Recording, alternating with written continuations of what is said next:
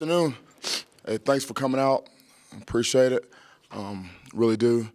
It's the bye week was really a time for us to get better and just build and establish some stronger relationships on and off the field. Our coaches hit the recruiting trail, and saw some really good players, whether it's Colorado, California, Louisiana, Texas. We're able to get out and talk to some high school coaches and see who we thought had what it takes to be a Buff, and so that was very productive for us in recruiting. Also, I wanted to personally thank you guys, some of the diehard media guys that had lunch with me had an off-the-record lunch with me last Thursday. I know that was tough, but I appreciate that, and it's always good to get to know you guys, for us to get to know each other outside of work. I think that's important. I think it's important for coaches to understand and recognize that the women and men that cover our programs are vitally important to the culture here and the success of our programs. And so I want to thank you again. I really appreciate that time. We have a strong opponent coming in with Washington. They're tough. They're physical. They have some really good players in all three phases, and they're very well coached. And I really want to just thank our fans for the support that we've gotten all season long. Folsom Stadium has been rocking, and our students have been outstanding. This is one of the great places in college football to play and to coach. It's a great venue, and it's just as I remembered it, back in the day when I was fortunate enough to have played here. Just a very, very tough place to play. It's loud. The student section is into it, and we got this will be senior night, last game for our seniors in Folsom.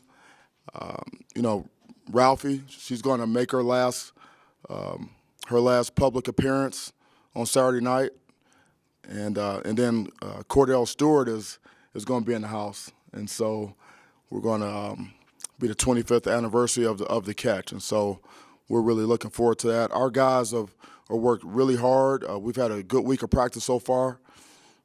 We understand, what our challenges are and what our opportunities are. We're going to build on some things that we've done well, and we're just really looking forward to for this opportunity.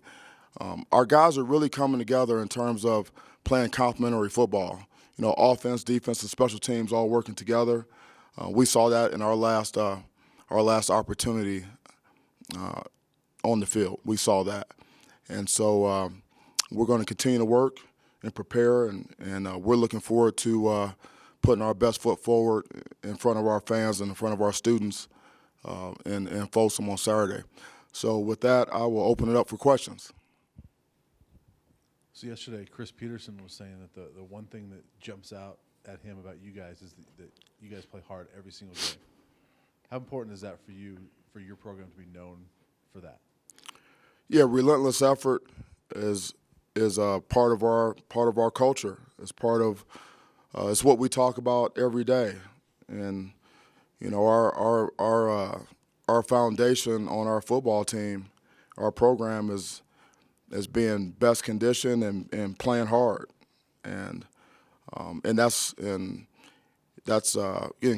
from Coach Peterson, that's a strong compliment because he knows all about playing hard and playing with effort and playing with toughness, because that's what his teams are all about.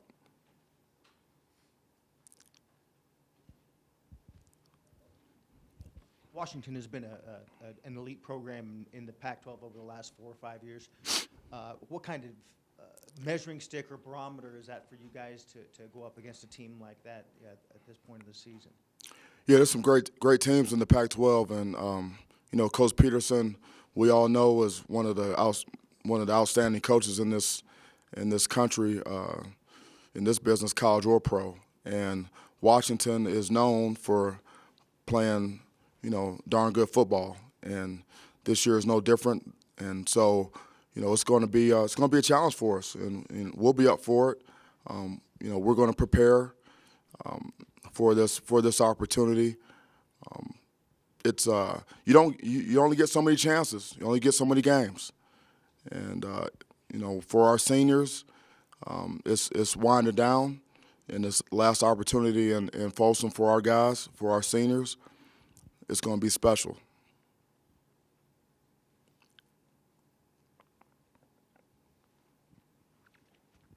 On the subject of senior day, what do you remember about your senior day when you were at Wisconsin? Man, it was so long ago, man. I don't remember a whole heck of a lot about it. I don't know. That was wow. That was I remember my parents being there, and that's what I remember the most. Just seeing my mom and my dad there. That was the senior day is. It's you only get one of those, and it's a special time. You get a chance to reflect, back, on, kind of how you got there, and then there's also a moment to think about where you're going next. So it's I'm looking forward to that for our seniors. We've got a great bunch of guys. I love them to death. They've worked really, really hard and bought into our culture and how we've shifted some things, and I feel like we're moving in the right direction, and our seniors have been a big part of that. So you've only obviously been here just this 1 year, but Delrick Abrams has had quite a journey to get to this point. How have you seen him kind of develop in the 11 months you've been here, and how much have you had a chance to really talk to him about the journey that he's had? You mean Slim? Yeah. Yeah, my man Slim. Yeah, he's a special guy, and he's like you said, he's had an interesting journey to get to this point. And what I know about Slim is that he's a high character guy. He's a really good teammate. He's very coachable. He loves football, and he's very driven to succeed. He's going to be successful in anything that he decides that he wants to do. And I really enjoyed coaching Slim and being part of his career.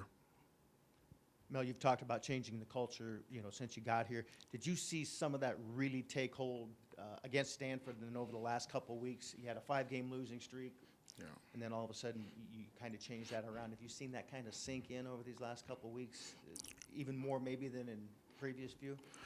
Like I said, I felt like I believe our guys are really starting to come together and play complementary football.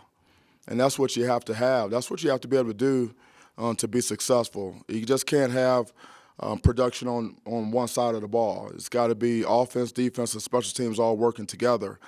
And I feel like our guys have a pretty good understanding of that now, along with, attention to detail, sense of urgency, discipline, hard work, drive, relentless attitude, mindset, all those things, and, consistency and performance. And that's how you become successful, being consistent in everything that you're doing. And so, in creating good habits. And so I feel that culture shift is taking place, and we'll continue to build on it, and we're going to get there. We're going to get it done.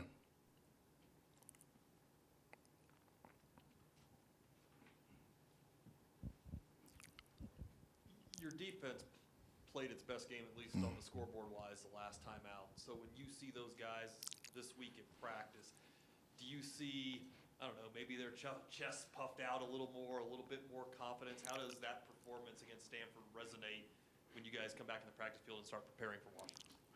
We talked about resetting the standard on defense, and moving forward and building on the things that we did well. And obviously, anytime you have success, you should be able to gain some confidence from that. And we're a work in progress on defense. So there's still a lot of work to be done. But I feel like we're moving in the right direction. We have some young players that are developing, and we have some older guys that are starting to play their best football, starting to come into their own a little bit, and our guys have continued to fight, scratch, and claw, and and just strive to get better. They just have never stopped. Never stopped. They've always played hard. And it's just just doing the things that you have to do to play good defense. Stop the run. Affect the quarterback with rushing coverage. Take the ball away, get off the field on third down. And be good in the red zone. And we did some of those things last time out, and that's why we were able to hold them to a lower number. So just kind of bigger picture, the Pac-12 has two teams that are potentially fighting for that college football playoff. I know one of them you'd like to knock out of that race next week, but how big of a deal is it for the Pac-12, in your opinion, to get a team into that playoff? Yeah, as a conference, I want the conference to do as well as it can do. And obviously, if the conference is represented in the playoffs, that'd be great. Be great for our conference, and so we'll see what happens. And but for me right now, we're squarely focused on on our game and Washington and that opportunity. And so we'll see how everything unfolds. Coach, you only got to run up behind her a couple times, but what's your favorite memory of Ralphie, and what does that mean to our university? My favorite memory of Ralphie, I tell you, it's kind of hard. It's hard to describe now what it's like. When they, we're in the chute, and we're waiting for that garage door to open, and there's a countdown in there. The music's playing. There's a countdown, and it's 5, 4, 3, 2, 1. They raise the garage door open, raise it up, and you walk out and you see the handlers right there, and Ralphie's in there ready to go, and you're just kind of just waiting to get out there. And my whole deal is, I just want to make sure I can get a good stride and get a good burst and not get ran over, and then veer off to the left, and then and let her do her thing. It's really the Ralphie show at that point, and so. It's one of the great traditions in all of sport, and I just feel very blessed and fortunate to have experienced that. And our players look forward to it. I think our fans look forward to it.